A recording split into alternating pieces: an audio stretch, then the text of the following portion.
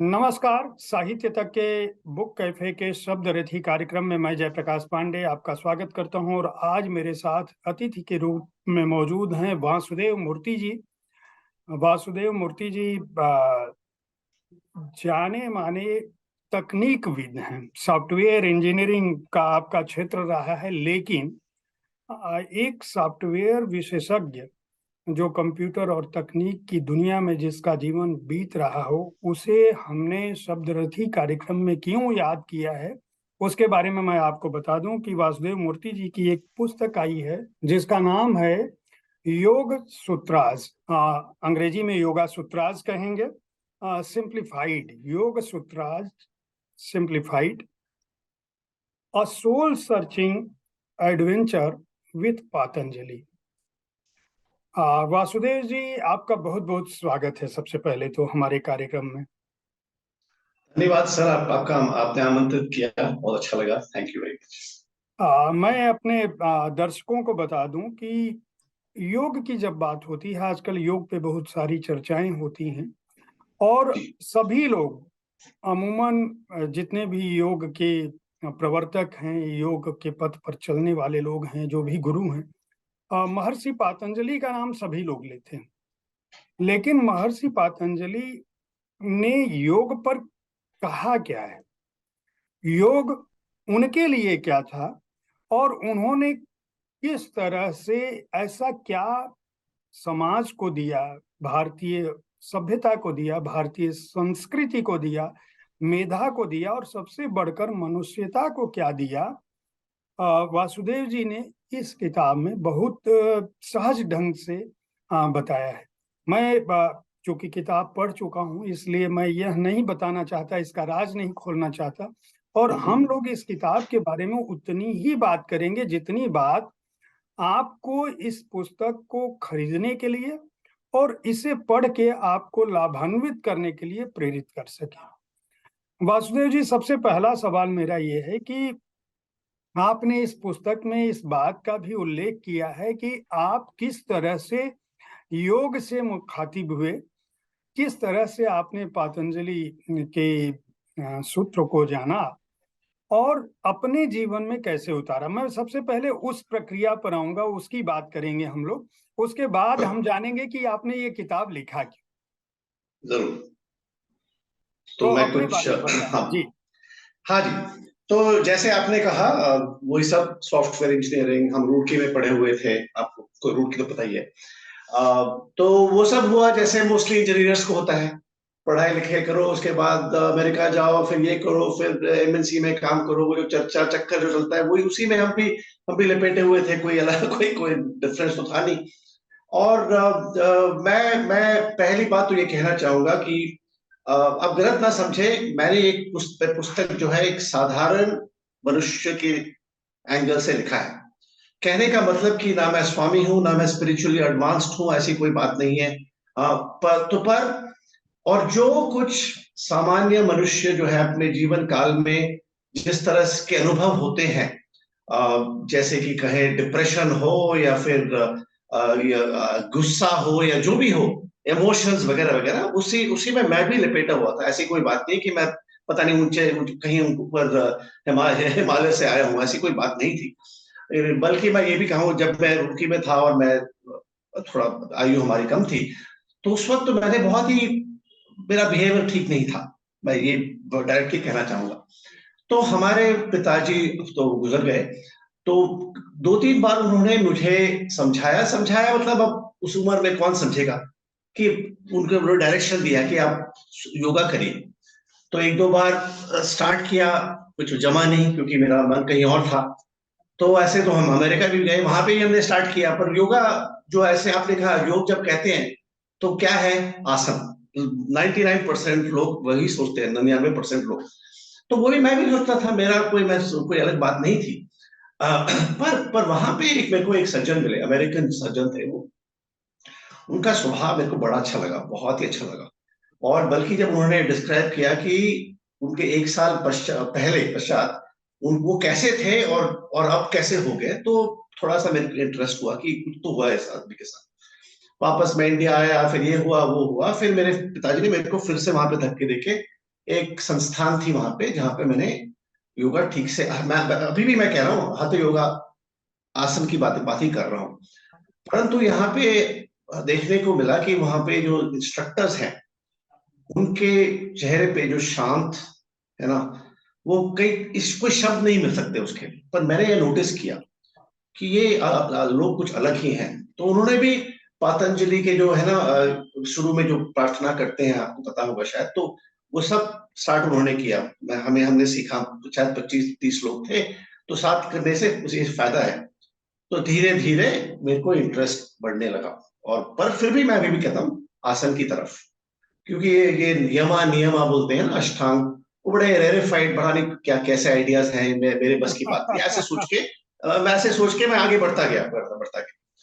पर धीरे धीरे जिंदगी बीतने के साथ साथ ही अपने विचार भी बदल जाते हैं कि जो शायद ये ठीक नहीं कर किया है, या फिर वो क्यों नहीं किया है, तो थोड़ा सा हमने और सोचा। फिर बीच में मैं मेरे आपको शायद पता ही होगा, मैंने कई कई सारे किताब पुस्तक लिखे हुए हैं योगा के बारे में। नहीं, इससे पहले योगा के बारे में कुछ नहीं लिखा, बल्कि अपने शास्त्रीय संगीत के बारे में, मेरी पहली किताब शास्त्रीय संगीत के ऊपर थी। तो इसलिए जो है संगीत के का जो प्रभाव होता है मन पे, आप समझ सकते हैं। बल्कि हमारे जो शास्त्रीय संगीत है उसको भी योगा की तरफ खींचता है या धक्का देता है। तो हमारा आइडिया वैसे था ही, एक तो इमोशन, दूसरी चीज की ये संगीत जो है कुछ बड़ी बड़ी चीज है। और मैं वायलिन बजाता हूँ, शायद आपको पता होगा, तो हमारे कुछ स्टूडेंट्स भी थे, तो सिखाते वक्त लगता है। एनीवे सॉरी मैं ज्यादा ज्यादा ही बात कर रहा हूँ, बट एनीवे थोड़ा समझाने के लिए। तो नहीं नहीं, तो मैं तो फिर यही हाँ जी, बोलिए। दर्शकों को मैं यही बताना चाह रहा हूँ कि वासुदेव मूर्ति जी जिस जीवन की बात कर रहे हैं, वह जीवन धन ज्ञान से भरपूर था। वर्कहोलिक थे, श्रम की भी महत्ता थी। लेकिन बिल्कुल। वो जो बात कह रहे हैं, जहाँ की बात कह रहे हैं, जिस स्वास्थ्य की बात कर रहे हैं, जिस मन और तन के स्वस्थ रहने की बात कर रहे हैं, और मन तन के बाद जिस आत्म की हम बात कर रहे हैं, जो उनका कहना है कि योगियों के चेहरे पर जो तेज था, ये दिल्ली की दिनचर्या में या कहीं भी योग की जब हम बात करते हैं, तो वासुदेव मूर्ति जी पहले ही स्पष्ट कर दे रहे हैं कि लोग सामान्य तौर पर व्यायाम या आसन को समझते हैं, बिल्कुल लेकिन बिल्कुल। योग का सीधा अर्थ है जुड़ना। किससे जुड़ना? अपने आप से जुड़ना, किससे जुड़े, ईश्वर से करेक्ट जुड़ना, करेक्ट। प्रकृति से जुड़ना, प्रेम से जुड़ना, मनुष्यता से हम्म। जुड़ना, और अपने आसपास की हर चीज से जुड़ना।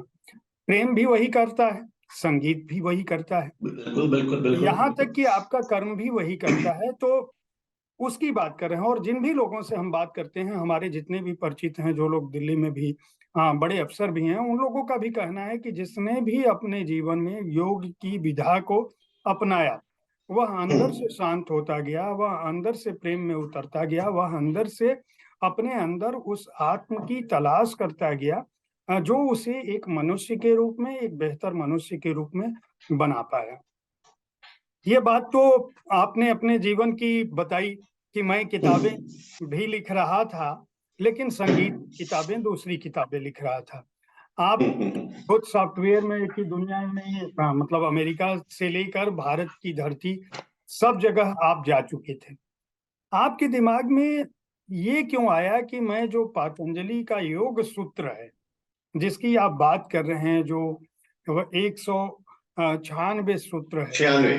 96, हाँ। 96, करेक्ट उनको जी। उनको सिंप्लीफाइड करूं, उनके बारे में बताऊं। क्योंकि अमूमन किसी को ये अगर बहुत गहराई से ना जाने और योग का विद्यार्थी ना हो, तो सामान्य हम्म। तौर पर सबको पतंजलि जी से योग का नाम तो जोड़ के देखता है, लेकिन उसको ये नहीं पता है कि उन्होंने लिखा क्या है। उसको लगता है कोई करेक्ट बहुत बड़े करेक्ट। बड़े ग्रंथ होंगे, मोटी मोटी किताबें होंगी योग के बारे में तमाम। तो हमारे बस की बात नहीं है। तो ये जो आपने बात कही बिल्कुल ठीक है, और इसी इसी विषय पे मैं थोड़ा सा कहना कुछ चाहूंगा। तो जैसे मैं कह रहा था कि मैंने किताब वगैरह तो लिखी, मैनेजमेंट की किताब लिखी, संगीत के बारे में लिखी। अब संगीत के बारे में एक मिनट के लिए मैं कुछ कहना चाहता हूँ कि देखिए, जो शायद आप परिचित होंगे, आई एम श्योर। तो तानपुरा जो ट्यून करते हैं, तो कहीं कहीं कई चीजें थोड़ा एग्जैजरेट भी करते हैं लोग, पर कोई बात नहीं, वो कहते हैं बहुत ही मीठी चीज है कि तानपुरा से ही सब संगीत है। और सा पा सा करते वक्त भाई बहुत शांत मिलता है। और हमने देखा भी है, कई कई राग ऐसे हैं, जैसे भैरव कहे या रामकली कहे, इनफैक्ट आपको पता ही है 10 ठाट है, तो उसके डिफरेंट क्या कहते हैं अनुभव होते हैं लोगों को जब जब उसको प्रस्तुत करते हैं, ये तो आपको पता ही है। तो एक्चुअली जो है मैं रेडी था, मैं तो तैयार था जब मेरे पास प्रस्ताव आया पब्लिशर से कि देखिए जैसे आपने कहा कि हमारे बहुत सारे ऐसे ग्रंथ हैं जो बहुत ही ऊंचे ऊंचे विचार उनमें लिखे होते हैं, परंतु लोग समझ नहीं पाते और डर भी जाते हैं, मैं ऐसे भी कह सकता हूँ। मैं क्यों ऐसे होता है? अब देखिए मेरे से पहले जो है विवेकानंद जैसे लोगों ने लिखा है, बीके एसहगर लिखा है, एडविन ब्रायंट भी अमेरिकन ऐसे सज्जन है, उन्होंने बहुत ही अच्छी तरह से लिखा है। तो मैं कौन होता हूं इस लिखने के बारे में? ये बिल्कुल प्रश्न जो था मेरे मेरे दिमाग में था कि मैं हूँ कौन हूँ इसके लिखे। पर मैंने ऐसा सोचा कि देखिए लेखक जो है अपने तरफ से अंदर में जो आइडियाज हैं वो सब पेश करता है, और अगर किसी को समझ आए ना समझ आए वो दूसरी बात है, पर ये एक्चुअली गलत है मेरे ख्याल से। तो हमने जो है जो पढ़ता है उसके मन में क्या चल रहा है उस एंगल से हमने देखा। जैसे तो आपने कहा देखिए 196 सूत्र है। तो पहला आता है अतः योगानुशासनम। ओके, तो फिर उसका उसका जो है कैसे कैसे जो है एक्सप्रेस करें। तो अगर आप ये सब ग्रंथ आप पढ़ेंगे पतंजलि योग सूत्र के बारे में, ऐसा लिखेंगे पहले संस्कृत होगा देवनागरी में, इंपॉर्टेंट संस्कृत सूत्र, फिर जो है अंग्रेजी में उसका ट्रांसलेशन, और फिर बोलेंगे इसका मतलब ये है, उसका मतलब ये है, अर्थात अर्थात अर्थात उल्लेख करते रहेंगे। फिर अगला सूत्र, फिर वही चीज देवनागरी। और ये बिल्कुल एक्चुअली लॉजिकली देखा जाए तो उसमें कोई कंप्लेंट नहीं है, मैं कोई कंप्लेंट नहीं दे रहा हूं, क्योंकि बहुत लोगों ने इसके बारे में ऐसे ही लिखा है, ये करेक्ट बात है। परंतु रीडर के हिसाब से देखा जाए तो अगर आपको ना देवनागरी पता हो या हिंदी या संस्कृत में आप वीक हो या जानते ही नहीं हो, और ऐसे भी आपने देखा होगा कि उसमें जो है एक्सप्लेनेशन करते करते वो किसी और भगवत गीता चैप्टर में या ऋग्वेदा में वहां पे लिखा है, तो इसका भी इस तरह से उल्लेख करते करते जो आम आदमी है, मैं आम आदमी, आप समझ रहे हैं, आम आदमी जो जिनको ये सब चीजों का आइडिया नहीं है वो थोड़ा डर जाता है। एटलीस्ट मेरा ये ओपिनियन है, ये मैं कहना चाहता हूँ। जी जी। तो इससे क्या होता है कि 4 5 या 10 पन्नों के बाद वो शायद सोचे कि भाई ये तो मैं बाद में पढ़ूंगा थोड़ा 60 70 साल के बाद में मेरे को सब सब समझ आएगा। तो ये किताब जो है बुक शेल्फ पे डाल देते हैं और इसका जो मिठास है मिस हो जाता है इस पूरी जिंदगी में। तो इसको देखते हुए मैंने इस किताब में इसको प्लान ऐसे किया है, आपने भी देखा होगा, पूरे जो 196 सूत्र हैं वो अपेंडिक्स में मैंने डाल दिए ताकि बीच में पढ़ते वक्त कोई कोई बाधा ना हो, व्यवधान ना आए। राइट? तो बिल्कुल बिल्कुल, तो आप पढ़ते रहे। हाँ, और तो इन अदर वर्ड्स 8 चैप्टर है इसमें, हर एक में 25 सूत्रों का जो है, इसका सेंट्रल पॉइंट क्या है उसके मैंने कोशिश की है अपनी तरफ से एक साधारण मनुष्य जो समझ आए वो मैं पेश करना चाहता हूँ। पर मैं ये कहना चाहूंगा कि ये बात नहीं है कि मैंने इसको इतना सिंप्लीफाई किया कि उसके अर्थ ही नहीं है। नहीं, एक है आचार्य भवनानी करके योग पौंडीचेरी में है, तो उनसे मैंने कई बार सलाह ली, एडवाइस दिया, और कई बार मैं अटक भी गया क्योंकि इसमें बहुत ही भारी भारी आइडियाज हैं, मैं सच बताऊं तो उनसे कुछ तो सीखना पड़ा मेरे को कि इसका आप ये कह रहे हैं पर मेरे को समझ नहीं आया, तो एडवाइस तो लिया मैंने। तो नंबर 1 वो चीज थी कि पर बाय सूत्र मैंने ऐसे ही लिखा, 25 25 20 25 जो जोड़ के जो है ये लिखा। सेकेंड पॉइंट, उसमें मैंने ग्राफिक्स का प्रयोग किया है। ग्राफिक्स बहुत ही इंपॉर्टेंट चीज है इस जमाने में। आपको पता ही होगा कि आजकल जो है कहते हैं कि किसी भी विषय पे 4 या 5 मिनट को छोड़ के आप किसी की कॉन्सेंट्रेट नहीं कर पाते। व्हाट्सएप करिए, ईमेल करिए, या कोई यहाँ से फोन कर रहा है, तो हमारे जिंदगी में इतना सारा तनाव डिस्टर्बेंस है कि इट्स नॉट पॉसिबल, है ही नहीं पॉसिबल। तो हमें उसका सोचना चाहिए कि कई बार जो है ग्राफिक को लेके कितना सारा इंफॉर्मेशन आदमी को मिल सकता है 1 सेकंड में।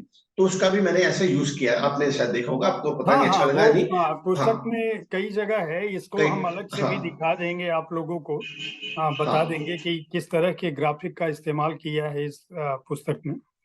हाँ, तो ये बात थी। और तीसरी बात जो है, हर एक चैप्टर के बाद केवल तीन टेकअवेज जो कहते हैं, 3 महत्वपूर्ण विषय जो है, ये मैंने उस आइडिया जो है इंट्रोड्यूस किया।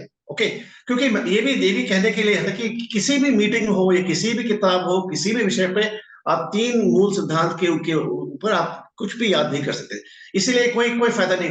10 टेकअवेज, कोई फायदा नहीं। 3 के अलावा आपको कुछ समझ में नहीं आएगा।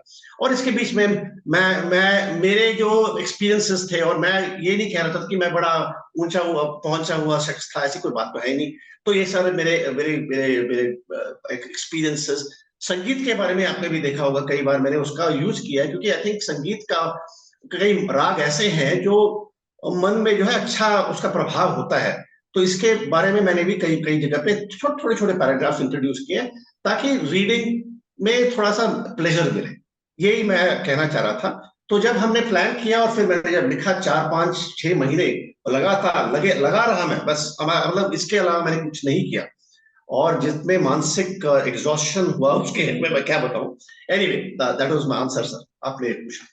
नहीं, मेरा सवाल ये है वासुदेव जी कि आपने 3, अगर मैं आपकी यात्रा की बात करूं इस पुस्तक से पहले की, हाँ। तो आपकी लाइफ के 3 बड़े स्पैन हैं जिनको मैं जिनकी चर्चा मैं करना चाहूंगा अपने जरूर दर्शकों सर। से, इसलिए कि उनको यह समझ में आए। आप रुड़की जैसे प्रतिष्ठित कॉलेज में आपने तकनीक की डिग्री ली, आप अमेरिका गए, प्रचुर मात्रा में आपने धन कमाया, उसके बाद आप भारत आए। मतलब देखिए, हम लोग आम आदमी की बात कर रहे हैं। प्रचुर से मेरा अर्थ सिर्फ इतना है कि जो आम व्यक्ति जिस जिंदगी की कल्पना कर रहा है, वह सब कुछ आपके जीवन में था। मैं आप मानता देश के हूँ। सबसे बेहतरीन संस्थान से आपने डिग्री ली, दुनिया की सबसे ज्यादा समृद्ध, जिस रूप में कहा जाए, हम आर्थिक तौर पर अमेरिका को भौतिक जगत में मानते हैं कि सबसे मानते ताकतवर हैं। देश है। आप वहां गए, आपने वहां नौकरी की, आप भारत आए।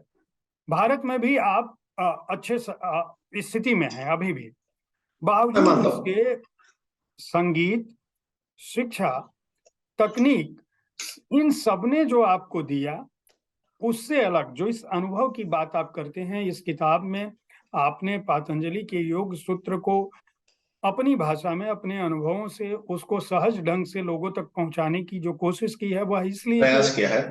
क्योंकि आपके प्रकाशक को लगता था कि नहीं, इस पुस्तक को जैको बुक्स ने प्रकाशित किया है।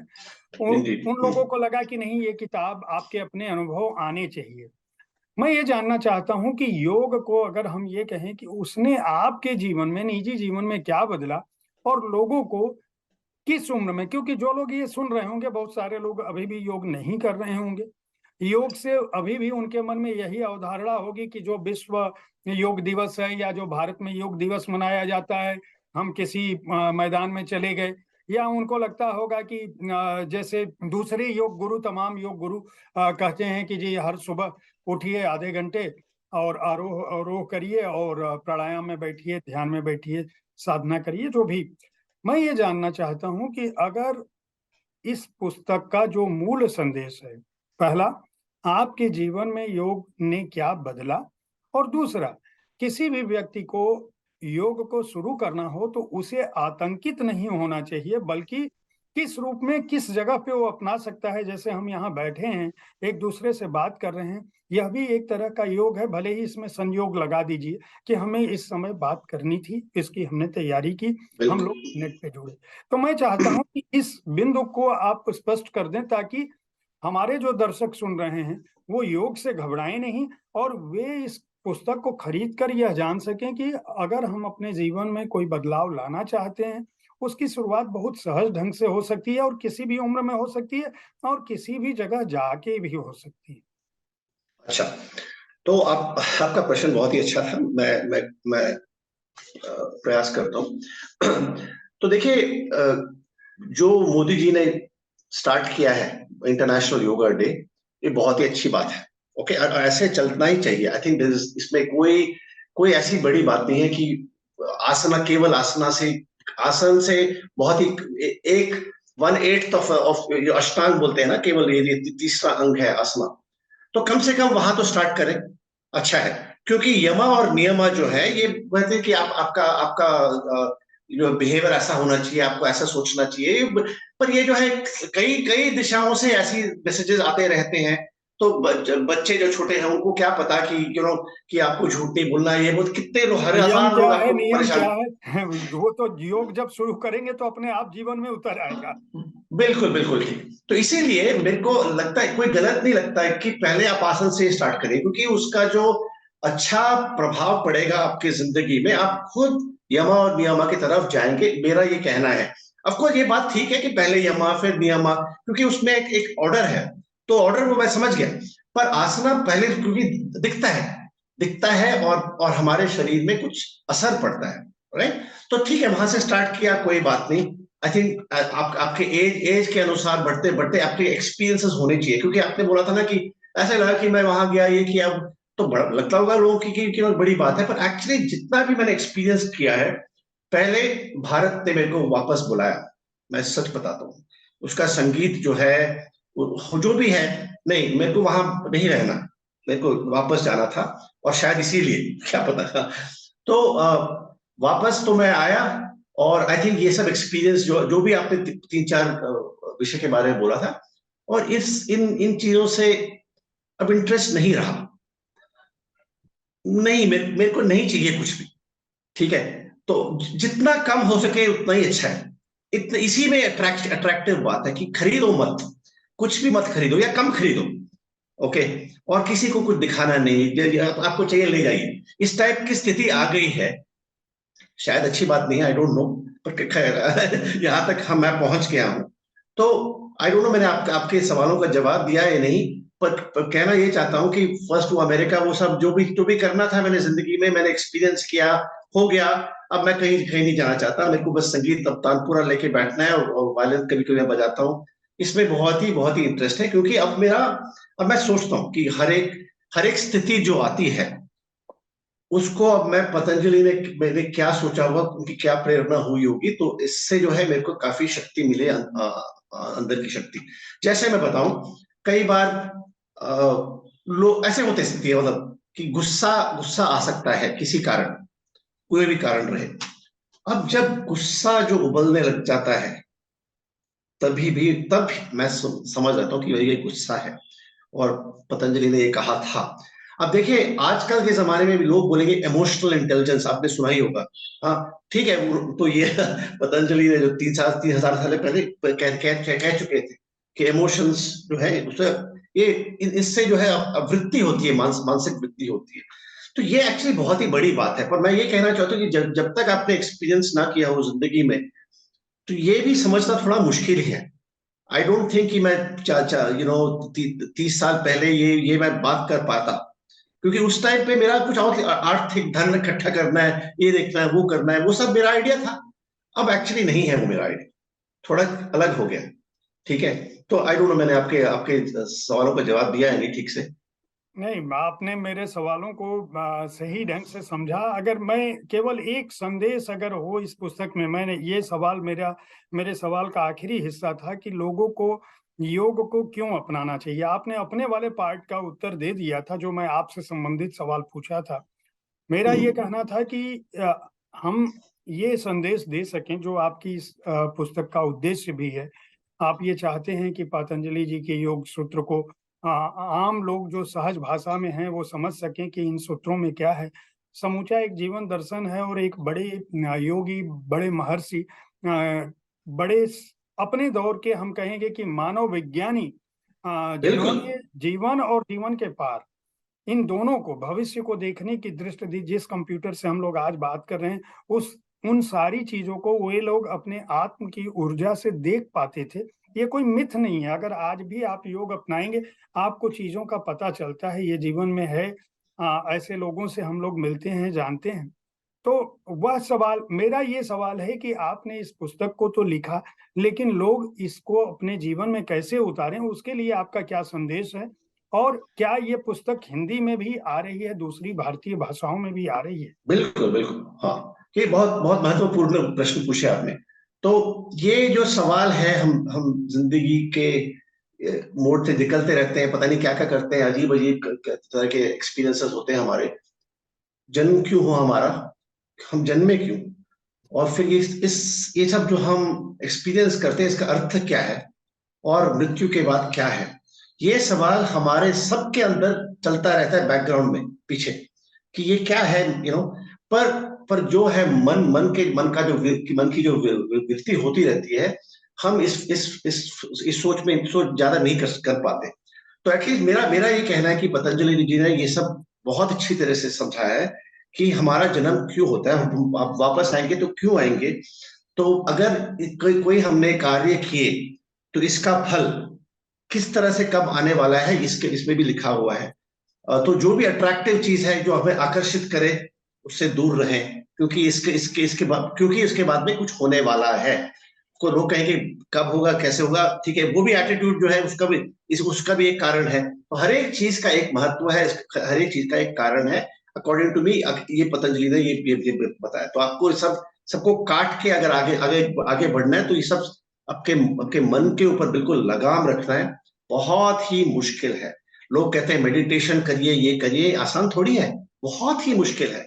पर अगर आप प्रयास भी नहीं करेंगे तो फिर क्या फायदा।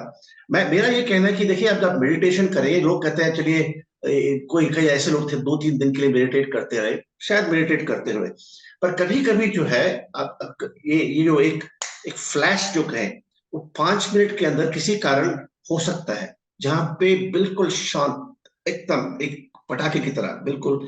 अब ये देखिए, कई कई शब्द ऐसे कुछ डिस्क्राइब करने के लायक भी नहीं हो सकते। पर पहले यमा नयामा फिर आसन। आसन क्यों करते हैं? ताकि हम जब मेडिटेशन करें, धारणा ध्याना करें, ताकि हमारे हमारे उसमें हमारे शरीर में वो ताकत रहे, हमारी क्षमता रहे कि वो सब करें। तो वो मैं समझ रहा हूँ। दूसरी बात आप कुछ कह रहे थे, मैं सॉरी भूल गया दूसरी मैं बात। मैं ये जानना चाह रहा था कि ये हाँ हाँ पुस्तक हाँ हिंदी हाँ, और दूसरी करेक्ट भारतीय भाषाओं में आ रही है। करेक्ट करेक्ट, हाँ हाँ। तो अगर ये ना हुआ तो बहुत ही, मेरे को बहुत दुख होगा। तो एक्चुअली ऐसा है कि हमारे दो हमारे मित्र हैं, वो हिंदी में इसको ट्रांसलेट करने की बड़ा का प्लान कर रहे हैं, बहुत बहुत अच्छी तरह से। पर देखिए, किताब अभी अभी मार्केट में आई है, तो बाय द टाइम इसका इम्पैक्ट पड़ेगा, आई थिंक कम से कम 3-4-6 महीने तो लग ही जाएंगे। तो उसके बाद मेरा मेरा एटलीस्ट मेरा ऐसा ऐसा है कि हिंदी, कन्नड़ा, तेलुगु, तमिल में होना चाहिए अनुवाद, होना तो चाहिए। पर कौन करेगा, कब होगा, आई डोंट नो। बट कम से कम लोग तो मेरे से बात कर रहे हैं कि भाई हम हिंदी में अनुवाद करना चाहते हैं, वो तो कम से कम इतना स्टार्ट तो हुआ है। और मेरा मेरा होप है कि आएगा। बाय द वे, पंजाबी में और तमिल में भी होना चाहिए। आप देख रहे हैं ना पीछे, नटराज नटराज और पतंजलि का बहुत वो है, कनेक्शन भी है। और कई लोगों ने ऐसे, मैंने पढ़ा हुआ है कि पतंजलि पंजाब में थे, तो पंजाब में भी थे, तमिलनाडु में भी थे, पूरे भारत में थे। मेरा मेरा कहना है कि भारतीय संस्कृति में जो है पतंजलि का जो श्रेय जो है, अब बहुत ही महत्वपूर्ण है। पता नहीं आपका क्या विचार है, पर मेरा ये कहना है कि इतनी इतनी फिलॉसफी जो है, मतलब वेस्टर्न फिलॉसफी को, ऑफ कोर्स कंपेयर तो नहीं करना चाहिए, ये तो गलत बात हुई। पर फिर भी बहुत है, हम हमारे जो इन पतंजलि जैसे लोगों ने कितना कुछ लिखा है इसके बारे में, हमें बहुत गर्व होना चाहिए, बहुत ही गर्व होना चाहिए कि हमारे देश ने ऐसे लोगों को उत्पन्न किया है जो मान कहीं कहीं ऊंचे, मतलब बुद्धिजीवी का मतलब यही है एक्चुअली। तो आई होप ट्रांसलेशन हो जाए, अब समय ही बहुत बताएगा और क्या जी कहें। जी, बहुत सारी शुभकामनाएं आपको। और थैंक यू, हमारी हमारी धन्यवाद। भी कामना है कि यह पुस्तक जल्दी से भारतीय भाषाओं में आए। वैसे अंग्रेजी में भी कोई बहुत कठिन नहीं है। जो जितना योग सूत्र की जो बात करते हैं, एक 196 सूत्र में पतंजलि जी ने पूरे योग को समझा दिया है। और उस सूत्र को समझने के लिए यह पुस्तक एक मैं कहूँगा कि सहज उपाय है। और इसकी भाषा कोई बहुत कठिन नहीं है। इसमें काफी सारा काम वासुदेव मूर्ति जी ने खुद किया है, अपने अनुभव से किया है। अलग अलग खंडों में इसके जो पाद हैं उनको बांटा है। आ, और यह बताया है कि किस सूत्र का क्या अर्थ हो सकता है, और पूरा उसके जो 35-35, 34-34 उसको एक खंड बांटे हैं, तो वे आपको निश्चित रूप से लाभान्वित करेंगे। इनमें आपकी इच्छाएं भी हैं, इनमें आपका श्रम भी है, इनमें आपके मन की उड़ान भी है, इनमें आपको नियंत्रण कैसे लाना है, इनमें आपको अपनी उन्नति कैसे करनी है, इनमें आपका स्वास्थ्य कैसा है, इनमें आप दूसरों से संबंध कैसे रख सकते हैं, इनमें जीवन के प्रति आपका क्या दृष्टिकोण है, तरक्की वाकई क्या होती है, ये सारी बातें भी शामिल हैं। योग के बहाने वासुदेव मूर्ति जी ने इन सूत्रों की व्याख्या के बहाने आपको एक तरह का जीवन दर्शन दिया है जो खुद उनके जीवन अनुभवों से गुजरा है। हमसे बातचीत करने के लिए बहुत बहुत धन्यवाद। इस पुस्तक के प्रकाशक हैं Yoga Sutras simplified, a soul searching adventure with Patanjali के प्रकाशक हैं जैको बुक्स, और इसका मूल्य सिर्फ 399 रुपए है। बहुत बहुत धन्यवाद आपका हमसे बात करने के लिए। बहुत धन्यवाद जयप्रकाश जी, बहुत धन्यवाद। Thank you ji.